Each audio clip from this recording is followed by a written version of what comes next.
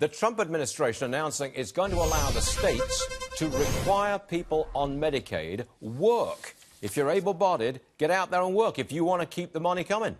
Joining us now is Art Laffer, former Reagan economist. Look, I think I got that right. If you're able-bodied and you are on Medicaid and you're not working, well, to keep the Medicaid flowing, you've got to get a job or you've got to get training for a job.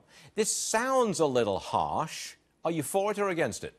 Well, it doesn't sound harsh to me. As you know, if you can work and you should work, why not work? And you know, why should you let other people work and pay you the money when, in fact, you can work and pay it yourself? But it's going to be demagogue to death, isn't it? I mean, people will say it's harsh. Well, it probably will, but you know, this is in. exactly what Bill Clinton put in when he was president. He put in work requirements for welfare recipients, that they had to look for a job, get a job, all of that, and it worked beautifully. That's exactly what happened in North Carolina, when they put in a requirement of unemployment compensation dropped and the threshold dropped, and gosh, the unemployment rate dropped dramatically. So this will have a major effect, and I think it's good for the country as long as they're very clear it has to be able-bodied people who can work and that you're not really putting undue hardships on people. I think this makes a lot of sense. I wish I could do it with all my kids. Just joking. Oh, just joking. Careful. That's a joke. The Treasury Secretary under President Obama, Jack Lew,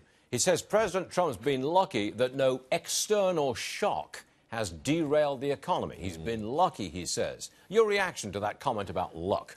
Well, I think there is a lot of luck in this world, and contingency plays a major role. But I think President Trump has been very, very effective in his judgments, in his policies, and that those policies have overweighed any of the luck. I think a lot of what's happening, let's say, with North Korea is in part Trump's responsibility. He's made it.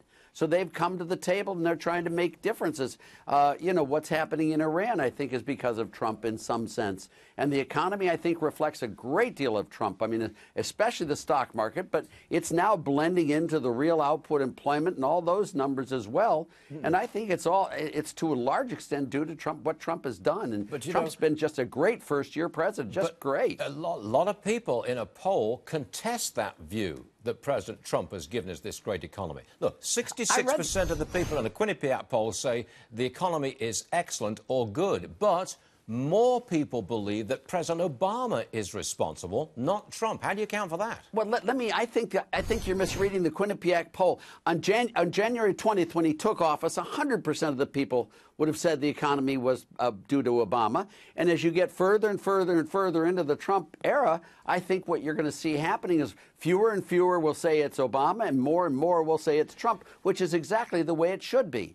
You know, a lot of what we're doing today is because of Obama. That's true. But more and more every day is because of Trump's policies, and I think it'll continue. Now, the stock market, I don't know how anyone in their right mind can say the stock market of the last year has been due to Obama. That just doesn't make any sense.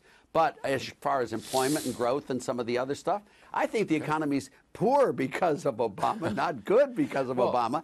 But it'll get a lot better. On the stock market, we're now at 25,482. On this program, in the not-too-distant past, you've said that we're going to 25, 26, 27. Do you want to repeat that stock market forecast? Sure. We are in a long bull market, in my view. Two things that make a bull market. One is the horrible condition when you start, and the second one is the great condition when you finish. That's what makes a bull market, what you buy it at and what you sell it at. After the W and Obama 16 years, we had a very bad base in our economy. So that gave Trump a huge leg up by having a very low base. And with these policies that he's putting into place and with reducing the policies that Obama did, I think this market has a long way to go up. Now, let me just give you the example I use, and it doesn't mean I think it's going to go this much, but from August of 1982 till the end of 2000, when Bill Clinton was in, it was the Reagan, Bill Clinton era. That whole era, stock prices in real terms increased over 7-fold during that period.